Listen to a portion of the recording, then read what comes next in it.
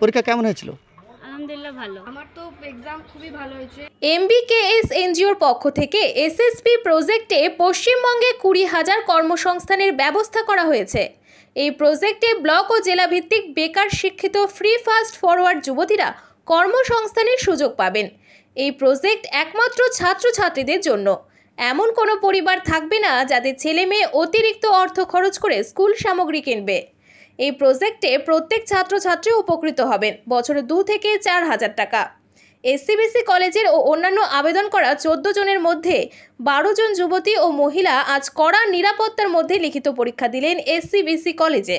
আপনারা শুনুন পরীক্ষার্থী ও কলেজের প্রিন্সিপাল এই কর্মসংস্থানের বিষয়ে কি বললেন। লালবাগ থেকে বাপির রিপোর্ট, MTVN 16। পরীক্ষা কেমন হয়েছিল? আলহামদুলিল্লাহ ভালো। আর কোশ্চেন্স কেমন এসেছিল? কড়া না সহজ? সহজ। আপনার পরীক্ষা দেওয়ার উপর নির্ভর করে আপনি কি ভাবছেন? হ্যাঁ, যদি চান্স পাই তো অবশ্যই করব। আপনার নাম? রীতা খাতুন। পরীক্ষা কেমন হলো? পরীক্ষা ভালো হয়েছে এবং কড়া নিরাপত্তার মধ্যে দূরত্ব বজায় রেখে পরীক্ষা হয়েছে। কোশ্চেন্স কেমন ছিল? কোশ্চেনও খুব ভালো এসেছিল। কি মনে ভাবছেন? মনে ভাবছি যে আমি ভালোই লিখেছি, দেখা যাক এখন কি হয়। এবার যারা এক্সামিনার আছে তারা খাতা দেখে বলবে যে আমি কেমন এক্সামটা দিয়েছি। আপনার নাম? আমার নাম ফিজা সুলতানা, বাড়ি সাগরদিঘি। পরীক্ষা খুব ভালো হয়েছে এবং কোশ্চেনও ঠিকঠাক ছিল। পরীক্ষা ভালো হয়েছে মোটামুটি। আপনি কি ভাবছেন?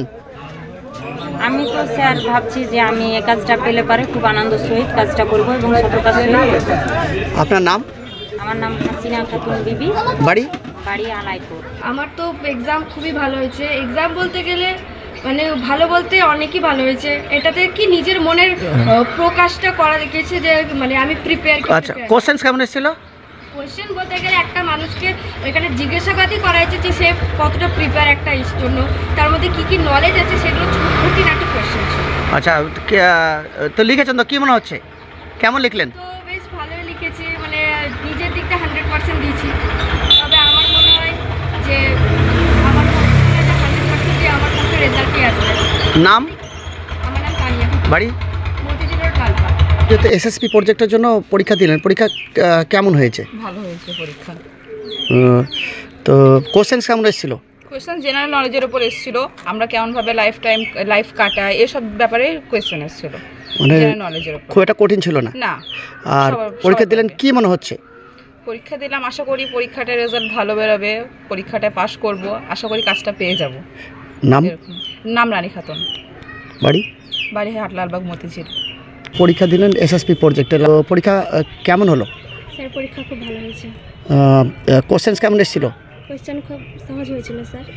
কি করে বুঝলেন সহজ? কারণ স্যার আমি সোশ্যাল অ্যাক্টিভিটি নিয়ে কালচার করি স্যার, এই জন্য আমার কাছে খুব সহজ মনে হয়েছে। তো কি ভাবছেন? স্যার আমি ভাবছি আমি স্যার পাস করে যাব, কারণ প্রত্যেকটা কোয়েশ্চেনের স্যার আমি দিয়েছি আমি বাদবাকি এক্সামিনারদের হাতে। আপনার নাম? স্যার আমার নাম হাসিনা খাতুন, বাড়ি চরপাইকুমারী। প্রজেক্টের ব্যাপারে কি বলবেন আপনি স্যার? না, প্রথমত হচ্ছে এটা আমাদের দীর্ঘদিন ধরে আমরা এটা করে যাচ্ছি।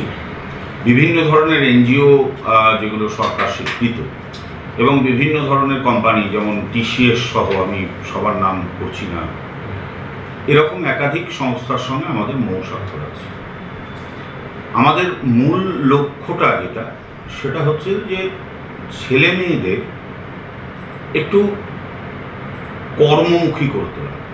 অর্থাৎ তারা তাদের পড়াশোনার খরচটা যদি নিজেরা বেয়ার করতে পারে, কোনো একটা জব থেকে তারা যদি নিজের খরচটা মেনটেন করতে পারে, তার পাশাপাশি পড়াশোনাটা, ফলে বিশেষ করে এই এনজিওগুলোর ক্ষেত্রে আমাদের একটা আলাদা নজর থাকে। তো এটা আমরা প্রপোজাল পেয়েছিলাম। আপনারা জানেন যে ওই মুর্শিদাবাদ বান্ধব কল্যাণ সমিতি নামে একটি সরকার স্বীকৃত এনজিও আছে, তারা আমাদের সঙ্গে যোগাযোগ করেন যে তারা 18 থেকে 25 বছর বয়সী যে মেয়েরা যারা পাস আউট করছে বা এরকম, তারা যদি একটু স্মার্টলি কথা বলতে পারে তাহলে তারা একটা জব পেতে পারে। জবের জন্য নানা ফেসিলিটিস আছে, সেটা তার লেভেলের উপর ডিপেন্ড করে। সেটা স্কুটিও পেতে পারে, 6,000 থেকে একেবারে ঊর্ধ্বতন সীমা পর্যন্ত একটা ভালো স্যালারি পেতে পারে।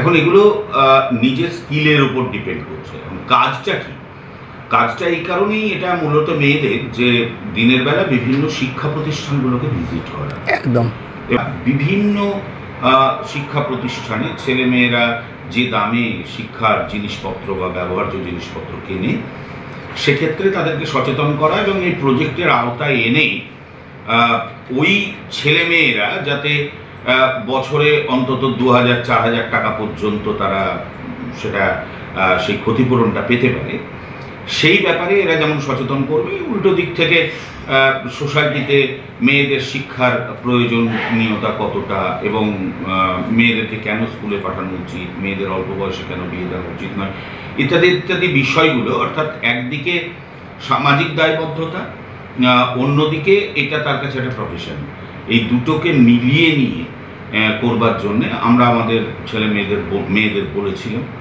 এবং তারপর থেকে আমরা যাই হোক নিজেদের এবং বাইরের মিলিয়ে আজকে 14 জন এখানে এসেছিল। তাদের ইন্টারভিউ আমি ব্যবস্থা করে দিয়েছিলাম আমার একটি রুমে। কারণ হচ্ছে যে আমরা দেখছি যে একটা ড্রপ আউট নামক সমস্যার খাঁড়া আমাদের সামনে ঝুলছে।